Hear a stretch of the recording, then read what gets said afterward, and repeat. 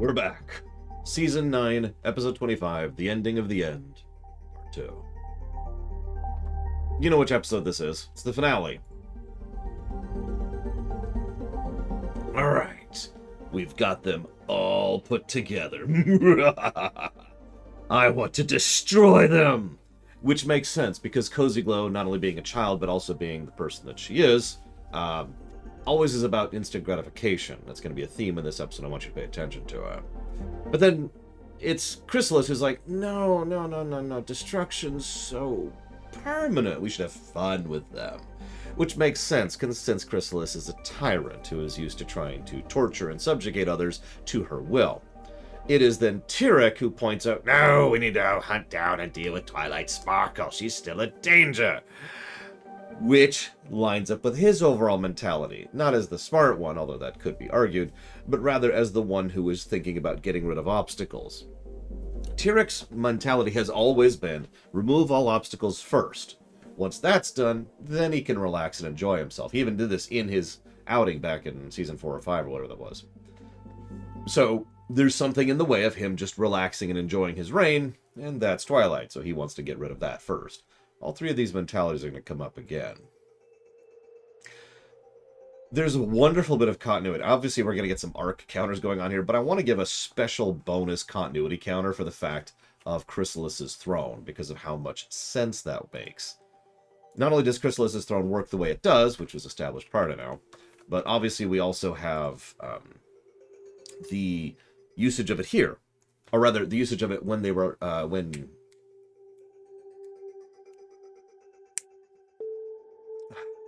something armor. Shining Armor, I think? God, I can't think of his damn name. But yeah, when he was setting up the defense system it is Shining Armor. Shining Armor, when he was setting up the defense system, he mentioned they brought the pieces of the throne there. And it was brought up again when they were doing their initial forays onto Canterlot, and now it's brought up one more time. They've repurposed it as a way to keep everyone imprisoned. That's actually pretty impressive continuity, even for this show. So I just wanted to comment on that as a little bonus continuity plus.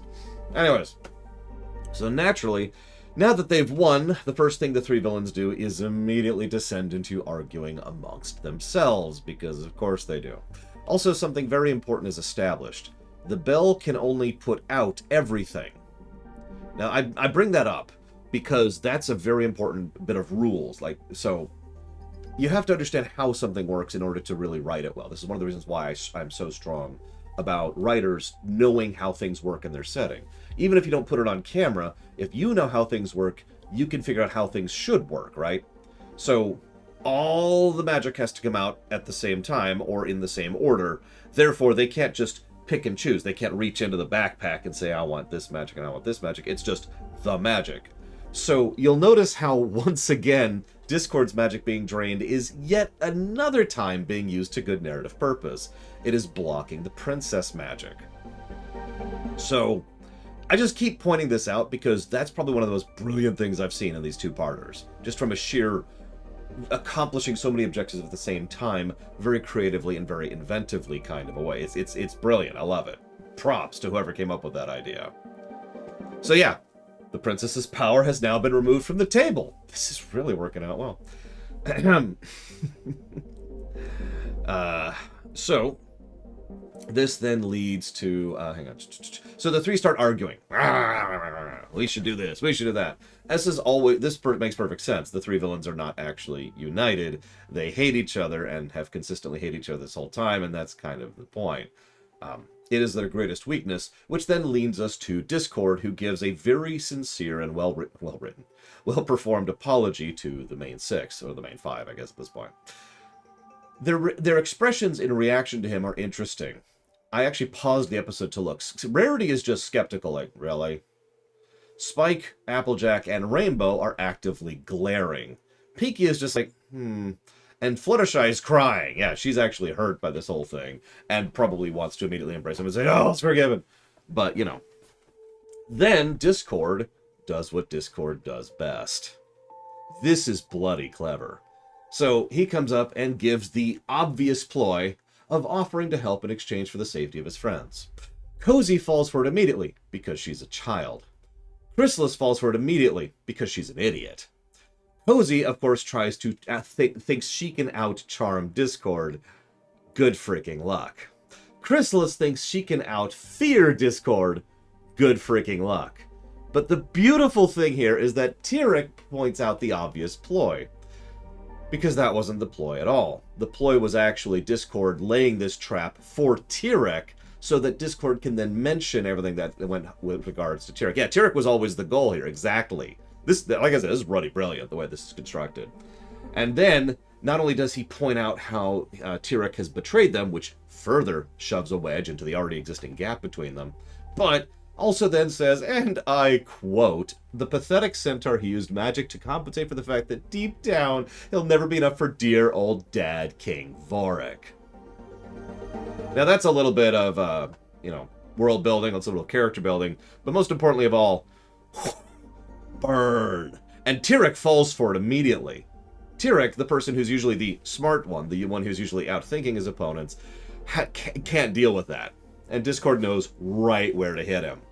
And, if you've been paying attention, the entire time, Discord has been playing with one of the shards of the throne. I know, right, Lord Aramont? Oh, he does. God, he just baits him. Just lays that right out there, and Tyrek just goes for it. So who does he get out? Starlight. Now, hold on. One of the complaints I had last time was the other pony who really should have put in a better showing was Starswirl. Starswirl may not be as powerful as some of the ponies we've seen, but he's got to be the most experienced. And he literally has experience fighting enemies. It's what he and the Pillars used to do, right? So he put in a pathetic showing, and that sucks. But here it makes sense because Starswirl is depowered right now. You know who's not depowered? Starlight. So this time, there's no complaints and no asterisks. Discord getting Starlight out makes perfect sense. Yeah, she is the big power player, the only remaining power player other than Twilight still on the board. So, get her out first thing. Makes perfect sense. Starlight then immediately shows that she is Starlight, the duelist, as we mentioned several times, who immediately doesn't fight back, but instead tries simply to avoid, evade, and get everyone else out. Yep. I would say Starlight could probably beat Twilight in a fight, especially since she has several times. It's a little debatable, admittedly, but that's a little bit of a power versus experience thing. To put this in the D&D terms, it'd probably depend on the roll of the dice.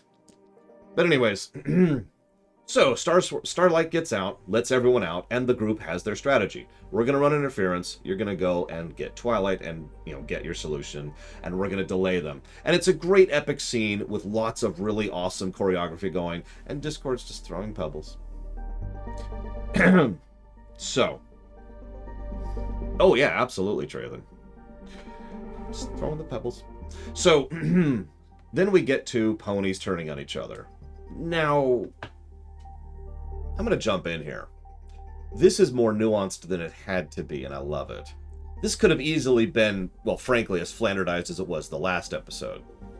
My one big complaint was how everyone wasn't noticing, and everyone was like, "Rah!" But this is more nuanced than just Earth ponies suck. Instead, it's more strength in numbers. This is actually true tribalism, as tribalism was, let's call it what it is, intended to be as an ideology. You stick with those who are your allies. True tribalism is not versus them, it's pro-you. And there's a little bit of versus them. It's just a little bit. It's usually just kind of an aside thing. It's like, well, they're not going to help us. The snobby unicorns aren't going to help us. So we're on our own, we got to do this. And exactly. There's a bit of a circling the wagons. It's more nuanced than just screw the other side, and I do like that additional flavor that this adds to the episode. By the way, this is a purple episode. Anyway, so I'm just getting it the way right now. I don't think that's even debatable. We can debate it. We will debate it, but come on. So we see the Earth ponies hold up in Ponyville. Really small little tidbit, and of course Ross points it out before I get there, is that Sugarbelle is not only there with Big Mac, because of course she is there freaking married, she's also not the only one. If you paid attention, there's actually a couple of unicorns in the crowd. Just a couple, but they're there. But what I love most is all of them look scared. Now, you might think, well, of course they are. Everyone's scared. But no, what I mean by that is they don't look comfortable. It's just a tiny little tidbit because of, you know, the whole thing going on, and it makes a degree of sense. And yeah, Big Mac had his arm around, or hoof, or leg, around Sugarball pretty much the entire time. But yeah, Ponyville being the tribe makes sense. I actually didn't spawn any Pegasi. I was hoping I would, but I didn't see any, so shrug. With Cloudsdale being as close as it is, it would make a bit of sense if the Pegasi mostly fled to Cloudsdale, but whatever. You know, I don't remember, Ross. Anyways, so Puggysack loading up. Meanwhile, Twilight is holed up in the Crystal Empire, and she hasn't found anything. Of course she hasn't. She hasn't come up with some big outthink the enemy strategy, because there is none.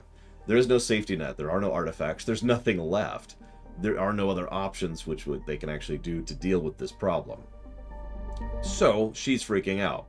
Then they're, hey, we're here and we're cool, and Twilight naturally takes that in exactly the wrong direction. You clearly didn't need me to get out, so why would you need me now? Unlike before, yeah, this is some confirmation bias going wild, and this makes sense. I'm not even making fun of that. I've talked about this concept before, in this show, in Star Trek, in a lot of the games I've covered. Imagine that you're afraid something will happen, but then it doesn't happen, so you're okay, and then it does happen.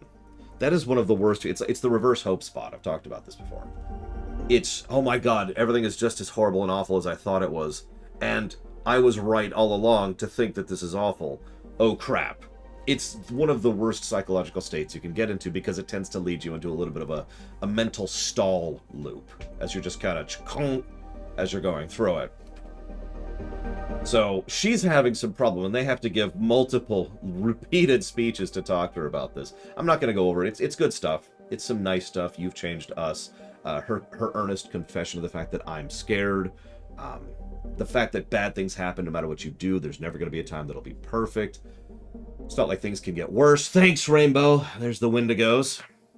There's a lot of good speechifying here. There really is. And I'm kind of glossing over it because it's just quality.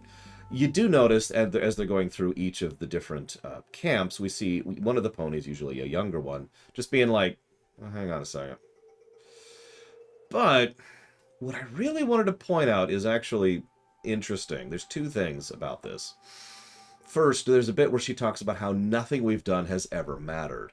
And they do a fascinating bit of visual storytelling, because they got a board with Discord connected to Sombra, Cozy Glow, T-Rex, and Chrysalis. So Sombra came back and caused issues. Cozy Glow and T-Rex and Chrysalis are back and more powerful than ever. And Discord's picture is left on the board.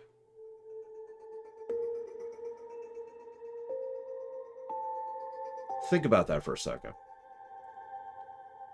I love this kind of visual storytelling, because even though she's not catching it, in that moment she is unintentionally acknowledging one of their true great successes. Of all the things they've done over the years, and there have been many, they reformed Discord. Really reformed him. He's still their friend. That was reconfirmed just a few minutes ago. Think about that. And it's obviously they then speechify. This is yet another example of what this show loves to do. Show, then tell. We see on the board that what they do has mattered. That they have made a difference. Because they made a difference for him.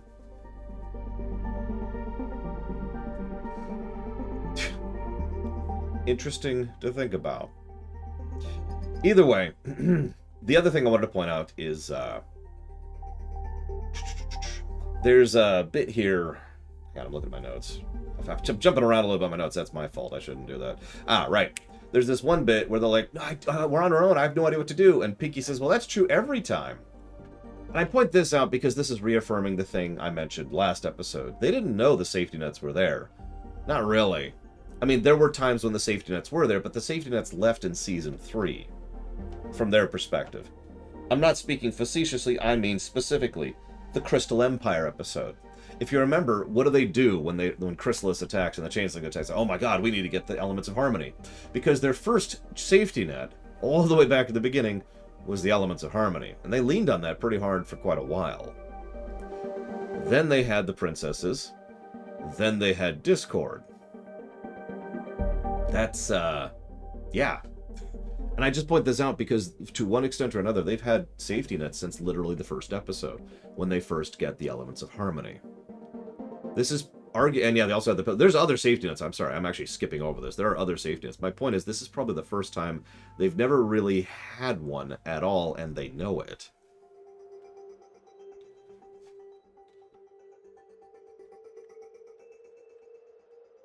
Yes, we did, Savacom. You're absolutely right. Because, you know, that's kind of a thing. Either way, this then leads to the third and final thing about this scene. It's really quiet. They just slide it under the rug. It's really subtle. All right, we've got your back, Twilight. No, you need to take care of Flurry Heart. Because if we fail, she's our best hope for Equestria. That's bad on so many levels. It's true. Yeah, Shining Armor is just, whoa, he figures that one out. Probably faster than his wife does, to be completely honest. That's, yeah. That's throwing a light into the future, is I believe the term for that trope. And Twilight is absolutely correct to do that, really. And then they have a direct, what are we going to do, Twilight? The same thing we do every time, Pinky. Try to save the world! I love how they absolutely lean into that joke. Just lean right into that. That was awesome. That got a grin. Absolutely. Scroll down a little bit here. So, meanwhile, we cut to the trio. The trio has successfully dealt with the interference and resealed them. Okay. Meanwhile, Cozy Glow is cold and therefore wants to deal with the Wendigos because instant gratification. Chrysalis is still thinking like the tyrant. No, we leave the Wendigos. They'll cause everything to be horrible and we'll agree to get rid of it if they bow down before us, using tools of fear and pain in order to break people. And, as usual, Tirek is the person who is thinking about removing obstacles from his path. He knows the Wendigos are bad news.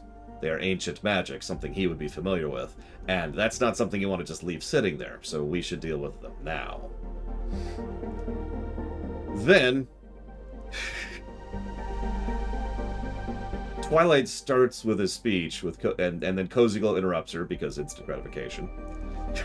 It keeps coming up. It keeps coming up. And then they have a nice, extremely well choreographed scene that unfortunately I can only gloss over because the only way to give it credit would be to literally just show it in the background, and we all know how copyright law works, so that ain't happening. But I do want to mention that the one tiny little thing, one more continuity counter, might be the last continuity counter we ever give, for Cherry Chimmy Chongas. Did you catch that?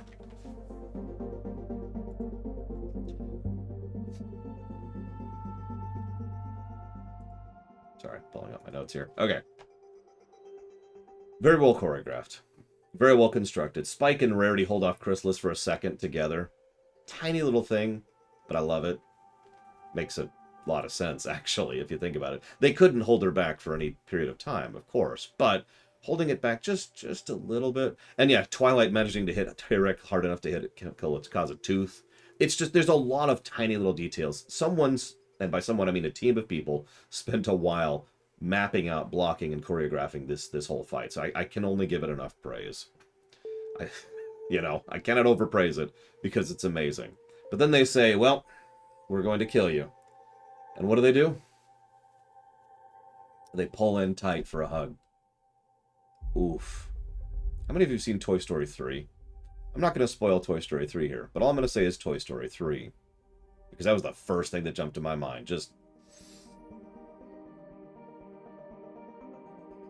yeah.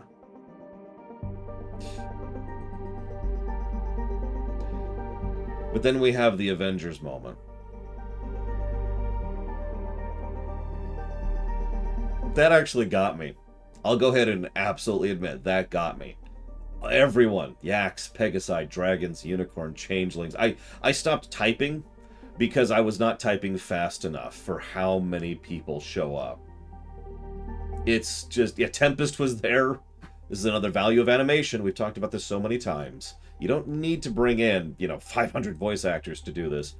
You just need to draw 500 characters. And everyone was brought in for this. And, yeah, Equestria ends up defeating the big three. It's a brilliant, beautiful, awesome moment because, of course, the young six. Nice way to keep them relevant here in the finale. Because they're talking about this whole thing, and I wrote this down in bits and pieces. It's not just singing that saved us, it's what that singing meant. Us becoming friends. Focusing on our differences keeps us divided, and that's what villains use against us. By the way, that's true in real life. Yaks are strong, ponies are strong, but yaks and ponies are stronger together. I know helping other creatures by being kind and generous is lame, says the dragon, but it's so powerful, says the dragon. Playing, singing, and laughing together is what true heroes really are, which of course would be relevant to the griffins. And were we really happy by ourselves at the bottom of the ocean? Of course they weren't. We know exactly how terrified they were. We've covered that before. They've taught us how powerful love truly is. We can't let them stand alone.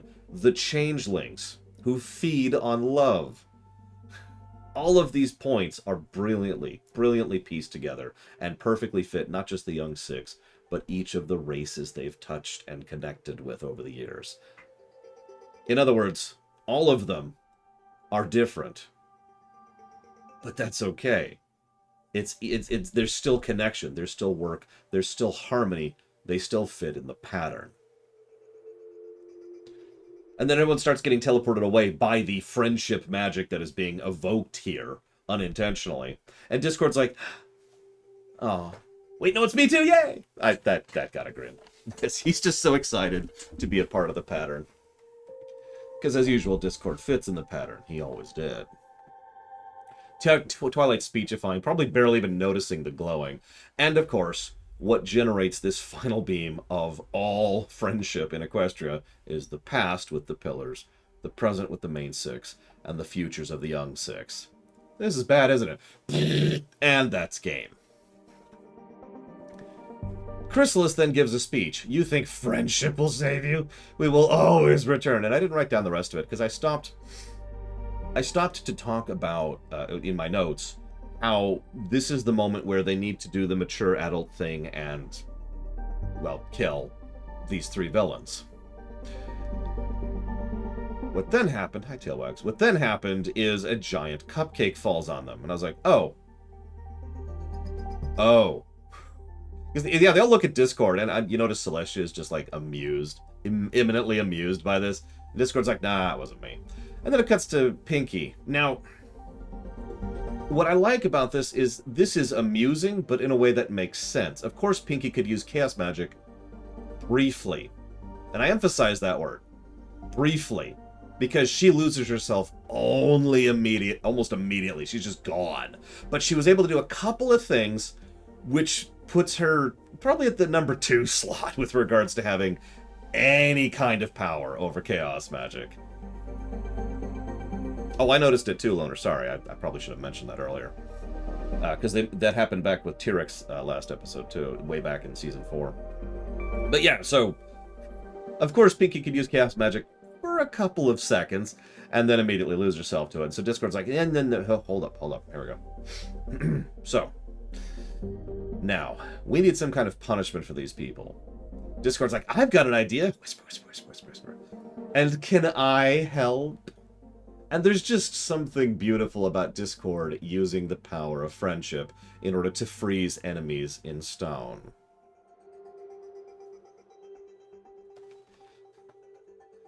Also, there's something beautifully cruel about it. To be blunt, Discord probably knows these three villains better than most people do, other than us, out of character. So Discord understands the cruelty that he has offered them. Together forever. Can't think of anything they would hate more.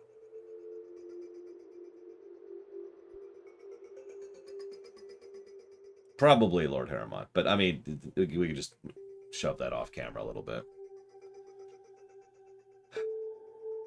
By the way, really small touch.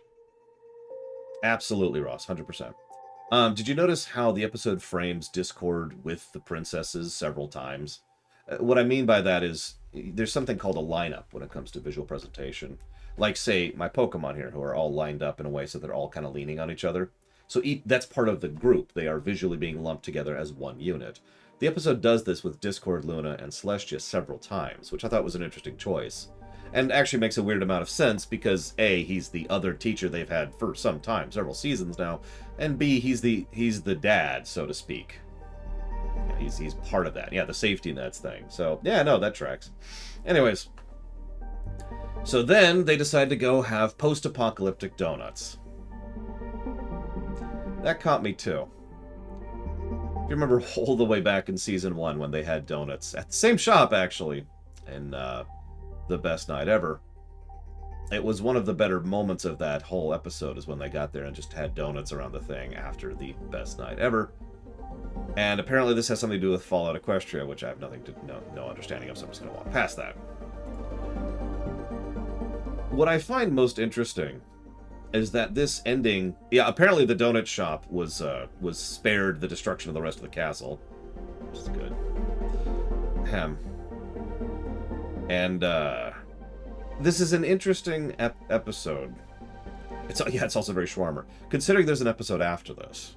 Because this is in many ways a finale. Which is why I call it that. This is definitely part of the outro, one way or the other. Which I suppose means we have to rate this episode. Thoughts?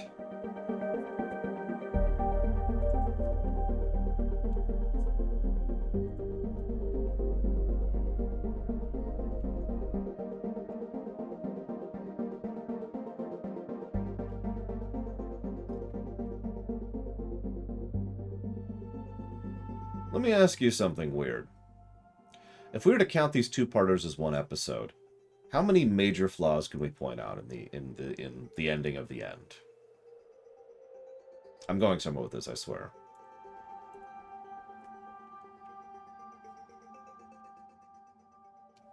Yep, the padding in part 1, which is an issue. Absolutely.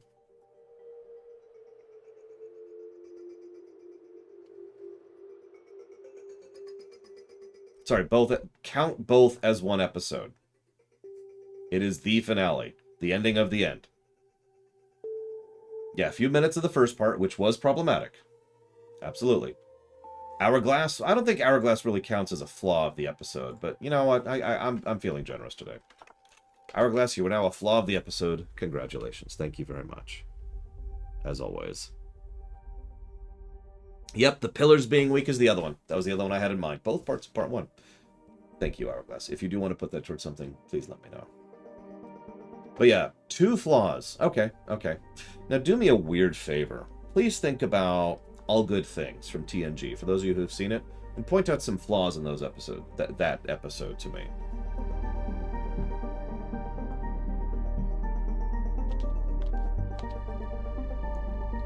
There's actually quite a few. Of course, me with my memory and the fact that I've actually gone through it with a fine-tooth comb, I could point out several of them. But let's be clear, that's a great episode, but it is very flawed. There's several really severe logical issues with the way the anti-time thing works. It actually is contradictory to its own writing. There's the Cassandra Truth problem, which is funny because the same episode gets around that. The Youngest Timeline has several issues. Yep, it's mostly just there for fan service and only does that well twice. Worf and Troy for absolutely no explained reason. Remember, the Worf and Troy thing only shows up 3 times, even though it was planned since season 5, so it's just kind of there for no good reason, and it's just unnecessary background drama. There's actually several flaws, is what I'm trying to get at, and you probably already see where I'm going with this. How many of you have seen What We Leave Behind, Deep Space Nine's finale? Point out some flaws in that finale for me. Hang on, DS9, Season 7. What is... I always screw up the name of the damn episode. Hang on. What You Leave Behind is the name of it. What You Leave Behind. Horizon Forbidden West, you got it. Yep, everything to do with Dukat is absolutely a flaw of that episode. And yeah, it also drags hard, and yet doesn't spend time where it needs to. It's simultaneously too squished and too padded. Which is weird. And we know why it is. It's because they wanted to have the personal fight against the Devil and the broad fight against the Dominion, and the former is just bad and has been bad since it first showed up.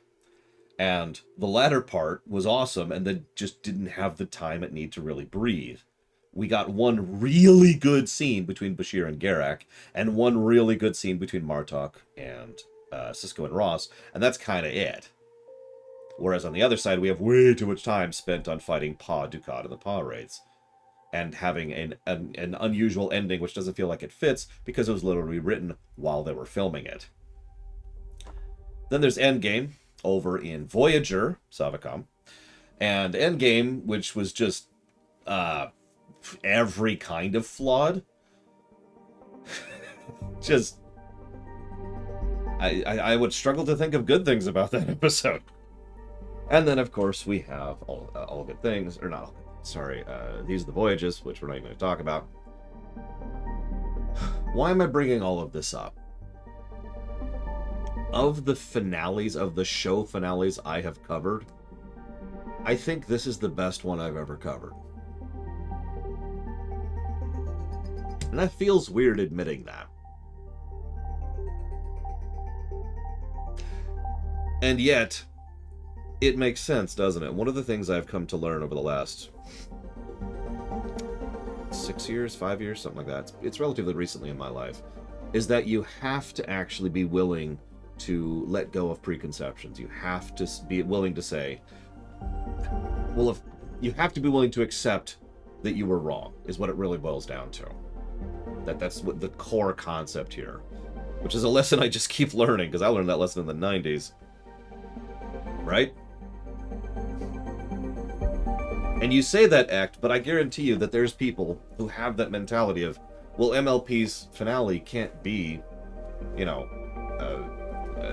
better than Star Trek's. It's Star Trek's. There can't be a better game than Final Fantasy VI. It's Final Fantasy VI. And so forth and so on. Yeah, you get why. Forgive me for kind of meandering through that, but I really wanted to make my point as thoroughly as I possibly could about how much better this is than Star Trek Deep Space Nine and Star Trek TNG's finales. And what's funny is it's just as built up, and frankly is arguably better done in terms of continuity. Oh yeah, speaking of which, arc counter. I actually need to adjust the arc counter here, because this is going to sound like a weird statement, but I'm actually going to give this 2 arc counters. Because arcs. Because there's so many arcs. Because arcs.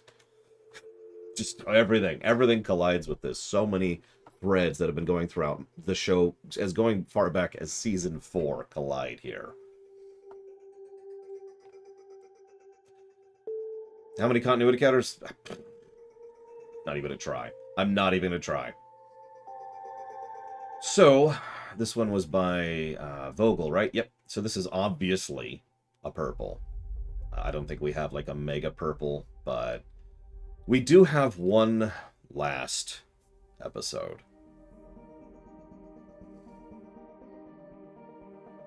I gotta find it here, because I don't remember the name of it. I have it up here somewhere. Here we go. The Last Problem. That's the one. And then I think we'll go ahead and do a separate stream. I'm just going to actually chop off the recording and restart the recording. And then we'll go ahead and have a last thing. Because actually, I want to do something else at the end here, too. But for now, I got to go watch The Last Problem because I've never seen it. So we'll be back in about 30 minutes.